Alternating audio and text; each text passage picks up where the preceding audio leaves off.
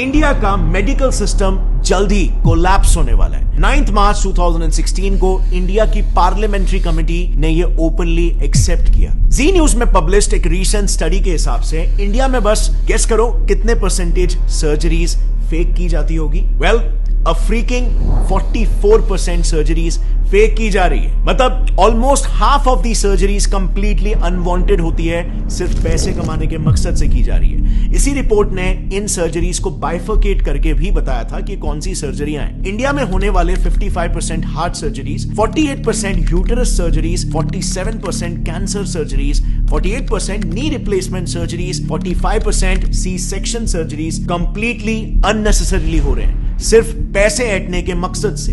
Reason सिर्फ और सिर्फ एक, कॉर्पोरेटाइजेशन ऑफ हॉस्पिटल्स, यानी कि हॉस्पिटल्स को भी कॉर्पोरेट कंपनीज की तरह टारगेट और प्रॉफिट सेंट्रिक बना देना। एक काफी इंटरेस्टिंग रिसर्च पेपर है जिसमें रिसर्चर्स ने महाराष्ट्र के टॉप हॉस्पिटल्स के 43 specialist doctors, senior government x officials और कॉर्पोरेट हॉस्पिटल्स के मैनेजर्स को तक इंटरव्यू किया, ताकि वो इन हॉस्पिटल्स में जो कंपनीज की तरह ही टारगेट बेस्ड स्ट्रक्चर चल रहा है उसे पब्लिकली एक्सपोज कर पाए। And the results were shocking. So, सबसे पहले तो सैलरीज की बात करते हैं। रिसर्च में पार्टिसिपेट किए रिस्पोंडेंट्स का यह कहना था कि हॉस्पिटल्स में काम कर रहे डॉक्टर्स की सैलरीज में बहुत ह्यूज डिफरेंस होता है। इतना ज्यादा कि न्यूबी डॉक्टर्स को 1 लाख पर मंथ की सैलरी मिलती है, लेकिन सीनियर डॉक्टर्स को 1 करोड़ पर मंथ तक भी ये सैलरी पहुंच जाती है। अब सवाल यहां पर यह आता है कि इतना बड़ा डिफरेंस क्यों? क्योंकि डिफरेंस इनके टारगेट्स में भी होता है। एक सीनियर ऑप्थेल्मोलॉजिस्ट का यह कहना है कि उन्हें एवरी मंथ 1000 पेशेंट्स को कैसे भी करके हाई एंड ट्रीटमेंट्स में कन्वर्ट करना पड़ता है। इसी पर एक और गायनेक रिस्पोंडेंट का कहना यह था कि मंथ एंड में टारगेट्स का प्रेशर काफी बढ़ जाता है, जिसके लिए उन्हें कैसे भी करके आउट पेशेंट्स यानी कि ओपीडी पेशेंट्स को भी बिना मतलब के हॉस्पिटलाइज करना ही पड़ता है, और नतीजा ज्यादा से ज्यादा सर्जरीज रेकमेंड करके टारगेट्स मीट किए जाते हैं, क्योंकि टारगेट ही यहां पर 1000 पेशेंट है। अब आप खुद ही सोचो, हर हॉस्पिटल में, हर डिपार्टमेंट, जैसे ऑप्थेल्मोलॉजी में ही ले लो, उसमें मिनिमम 5 से 6 डॉक्टर्स होते हैं और सबको सिमिलर टारगेट्स दिए जाते हैं। तो just imagine hospitals profit and our loss. And by the way, these targets are taken very seriously. उसी रिसर्च में कई सारे सीनियर डॉक्टर्स का यह कहना था कि अगर कोई डॉक्टर अपने टारगेट्स को लगातार 2 महीनों तक मिस करता है तो बिल्कुल कॉर्पोरेट्स जैसा ही उसको वर्बल वार्निंग मिल जाएगी या फिर एक मेमो दिया जाएगा, और उसके बाद भी अगर टारगेट्स मीट नहीं होते तो of course tata bye bye. So आप यहां पर देख सकते हो हॉस्पिटल इंडस्ट्री कैसे एक सर्विस इंडस्ट्री होनी चाहिए, जिसमें कस्टमर, पेशेंट टॉप प्रायोरिटी होना चाहिए, बट यहां पे प्रॉफिट टॉप प्रायोरिटी हो जा रहा है। और bye the way, in targets का ट्रैक भी हॉस्पिटल हायर्ड मैनेजमेंट प्रोफेशनल्स यानी कि एमबीएस, जो कि बड़े बड़े एमएनसीज में ऑपरेटिंग ऑफिसर्स, एग्जीक्यूटिव, सुपरवाइजर्स ऐसे काम करते हैं। ये लोग बकायदा डॉक्टर्स के इन टारगेट्स का ट्रैक रखते हैं, एंड ऑफ कोर्स यहां पर डॉक्टर्स भी उतने ही डेडिकेशन के साथ ये टारगेट्स को पूरा करते हैं, क्योंकि जैसे हमने देखा उनकी सैलरी बहुत ही हाई होती है। लेकिन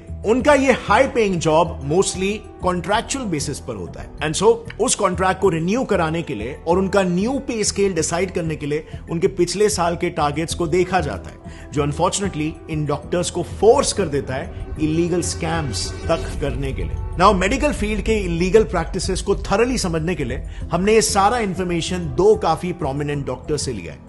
पहला है Padma Bhushan and Padma Vibhushan awardee doctor B M Hegde, जो उन्होंने एक आर्टिकल लिखा था, उस आर्टिकल का रेफरेंस है। और दूसरा रेफरेंस हमने लिया है एक बुक से called dissenting diagnosis by doctor Arun Gadre and doctor Abhay Shukla. लेकिन काफी ढूंढने के बावजूद भी हमें यह बुक ऐसे पब्लिकली अवेलेबल नहीं मिली, लेकिन हमें बिजनेस इनसाइडर का एक आर्टिकल मिल गया जिसमें उस बुक के कुछ मेन एक्सर्प्ट्स अवेलेबल है। Starting with the first scam, जो इतना घिनौना है कि इंसानियत भी काइंड ऑफ शर्मा जाए। Keeping dead patients alive. Times of India ने ऐसे कई सारे केसेस पर एक रिपोर्ट पब्लिश की है जिसमें डॉक्टर्स डेड पेशेंट्स को भी जिंदा बताकर उनके ट्रीटमेंट्स चालू रखते हैं, ताकि ज्यादा से ज्यादा पैसे बनाए जा सके, और फिर अंत में जाकर सच्चाई पब्लिक करते हैं। टीओआई में ही पब्लिश्ड एक केस में एक हॉस्पिटल ने पेरेंट्स को बिना बताए उनके 14 साल के ब्रेन डेड बच्चे को 1 महीने तक वेंटिलेटर पर रखा।